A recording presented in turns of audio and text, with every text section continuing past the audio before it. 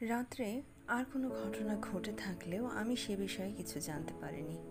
আর জয়ন্ত সকালে উঠে নতুন কোনো অভিজ্ঞতার কথা বলেনি। তবে তাকে দেখে এটুকু বুঝতে পারলাম যে রাতে তার ভালো ঘুম হয়নি। মনে মনে স্থির করলাম যে আমার কাছে যে ঘুমের বড়িটা আছে, আজ রাতে শোবার আগে তার একটা জয়ন্তকে খাইয়ে দেব। আর প্ল্যান অনুযায়ী আমরা ব্রেকফাস্ট সেরে 9টার সময় বুন্দির কিল্লা দেখতে গেলাম। গাড়ির ব্যবস্থা করা ছিল আগে থেকেই। কেল্লায় পৌঁছতে পৌঁছতে হয়ে গেল প্রায় 9:30। এখানে এসেও দেখি জয়ন্তর সব ছেলেবেলার কথা মনে পড়ে যাচ্ছে। তবে সৌভাগ্যক্রমে তার সঙ্গে তার পুতুলের কোনো সম্পর্ক নেই। সত্যি বলতে কি, জয়ন্তর ছেলে মানুষই উল্লাস দেখে মনে হচ্ছিল সে বোধহয় পুতুলের কথাটা ভুলেই গেছে।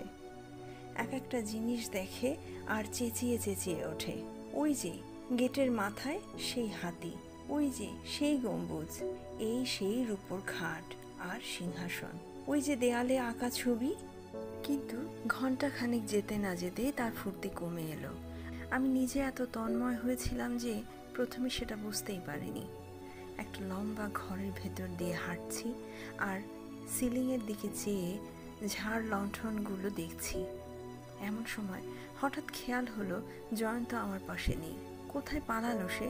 আমার সঙ্গে একজন গাইড ছিল, সে বলল বাবু বাইরে ছাদের দিকটায় গেছে।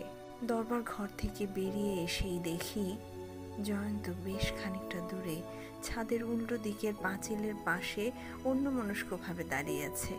সে আপন চিন্তায় এমনই মগ্ন যে আমি পাশে গিয়ে দাঁড়াতেও তার অবস্থার কোনো পরিবর্তন হলো না। শেষটায় আমি নাম ধরে ডাকতে সে চমকে উঠল। বললাম, কি হয়েছে তোর?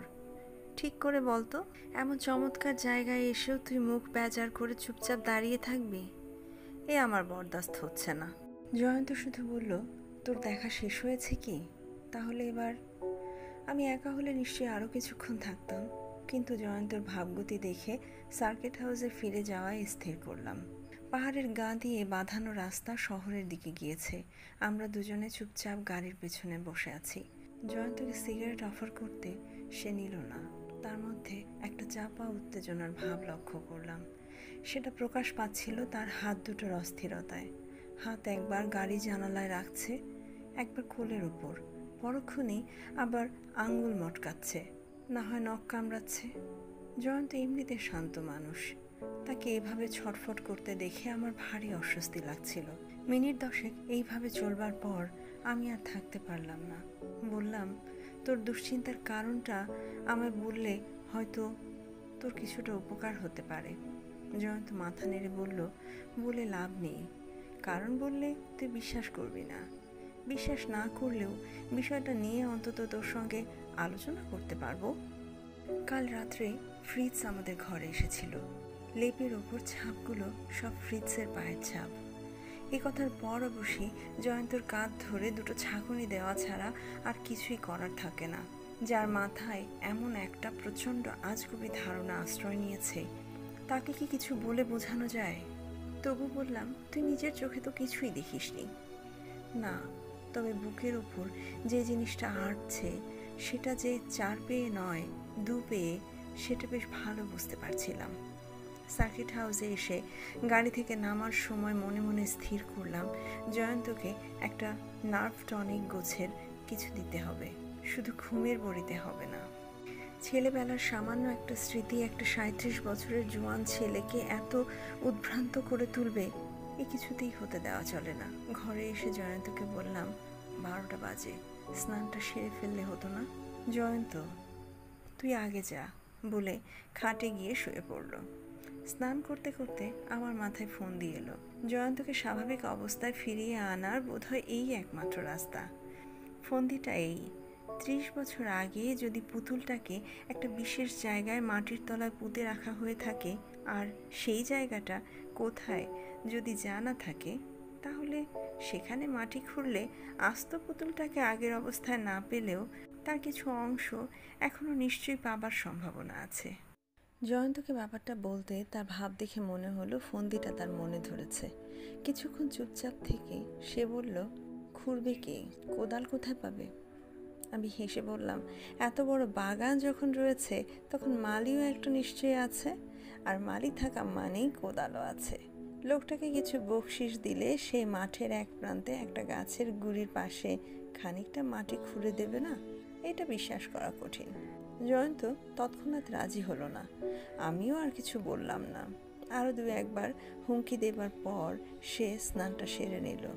এমনিতে খাইয়ে লোক হলেও দুপুরে সে মাত্র দুখানা হাতের রুটি আর সামান্য মাংসের কারি ছাড়া আর কিছুই খেলো না। খাওয়া সেরে বাগানের দিকে বারান্দায় গিয়ে বেতের চেয়ারে বসে রইলাম দুজনে। আমরা ছাড়া সার্কিট হাউসে কেউ নেই। দুপুরটা থমথমে। চারিদিকে নুড়ি ফেলা রাস্তার ওপাশে একটা কৃষ্ণচূড়া গাছে কয়েকটা হনুমান বসে আছে।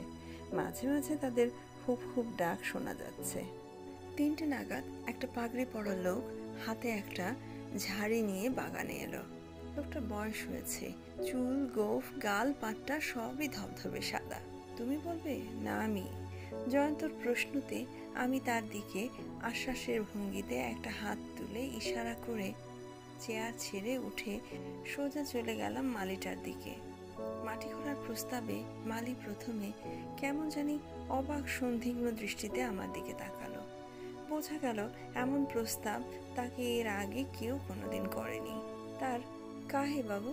প্রশ্নতে আমি তার কাঁধে হাত রেখে নরম গলায় বললাম, কারণটা না হয় নাই জানলে? 5 টাকা বকশিস দেব, যা বলছি করে দাও। বলা বাহুল্য, মালি তাতে শুধু রাজিই হলো না, দন্ত বিকশিত করে সেলাম টেলাম ঠুকে এমন ভাব দেখালো যেন সে আমাদের চিরকালের কেনা গোলাম। বারান্দায় বসা জয়ন্তকে হাতছানি দিয়ে ডাকলাম। সে চেয়ার ছেড়ে আমার দিকে এগিয়ে এলো। কাছে এসে বুঝলাম তার মুখ অস্বাভাবিক রকম ফ্যাকাশে হয়ে গেছে। আশা করি খোঁড়ার ফলে পুতুলের কিছুটা অংশ অন্তত পাওয়া যাবে। মালি ইতিমধ্যে কোদাল নিয়ে এসেছে। আমরা 3 জনে দেবদারু গাছটার দিকে এগিয়ে গেলাম। গাছের গুঁড়িটার থেকে হাত দেড়েক দূরে একটা জায়গার দিকে হাত দেখিয়ে জয়ন্ত বলল, এইখানে। ঠিক মনে আছে তো তোর? আমি জিজ্ঞাসা করলাম। জয়ন্ত মুখে কিছু না বলে কেবল মাথাটা একবার নাড়িয়ে হ্যাঁ বুঝিয়ে দিল। কতটা নিচে পুঁতেছিলি? 1 বিঘত তো হবেই। মালি আর দ্বিরুক্তি না করে মাটিতে কোপ দিতে শুরু করলো। লোকটার রস বোধ আছে। খুঁড়তে খুঁড়তে একবার জিজ্ঞাসা করলো, মাটির নিচে ধন দৌলত আছে কিনা, এবং যদি থাকে তাহলে তার থেকে তাকে ভাগ দেয়া হবে কিনা। এ কথা শুনে আমি হাসলেও জয়ন্তর মুখে কোনো হাসির আভাস দেখা গেল না। অক্টোবর মাসের বুন্দিতে গরম নেই, কিন্তু কলারের নিচে জয়ন্তর শার্ট ভিজে গেছে। সে এক দৃষ্টে মাটির দিকে চেয়ে রয়েছে। মালি কোদালের কোপ মেরে চলেছে। এখনো পুতুলের কোনো চিহ্ন দেখা যাচ্ছে না। কেন? একটা ময়ূরের তীক্ষ্ণ ডাক শুনে আমি মাথাটা একবার ঘুরিয়েছি। এমন সময় জয়ন্তর গলা দিয়ে একটা অদ্ভুত আওয়াজ পেয়ে আমার চোখটা তৎক্ষণাৎ তার দিকে চলে গেল। তার নিজের চোখ যেন ঠিকরে বেরিয়ে আসছে। পরক্ষণে তার কম্পমান ডান হাতটা সে ধীরে ধীরে বাড়িয়ে দিয়ে তর্জনীটাকে সোজা করে গর্তটার দিকে নির্দেশ করলো। আঙুলটাকেও সে স্থির রাখতে পারছে না। তারপর এক অস্বাভাবিক শুকনো আর্তনাদ স্বরে প্রশ্ন করলো, ওটা কি? মালির হাত থেকে কোদালটা মাটিতে পড়ে গেল। মাটির দিকে চেয়ে যা দেখলাম তাতে ভয়ে, বিস্ময়ে এবং অবিশ্বাসে আপনা থেকে আমার মুখ হা হয়ে গেল। দেখলাম গর্তের মধ্যে ধুলো মাখা অবস্থায় চিত হয়ে হাত পা ছড়িয়ে পড়ে আছে একটা 10-12 ইঞ্চি ধবধবে সাদা নিখুঁত নরকঙ্কাল। গল্পটা এখানেই শেষ হলো। নিয়ে আসবো নতুন আরেকটি গল্প। ততক্ষণ সাথে থাকুন। ধন্যবাদ।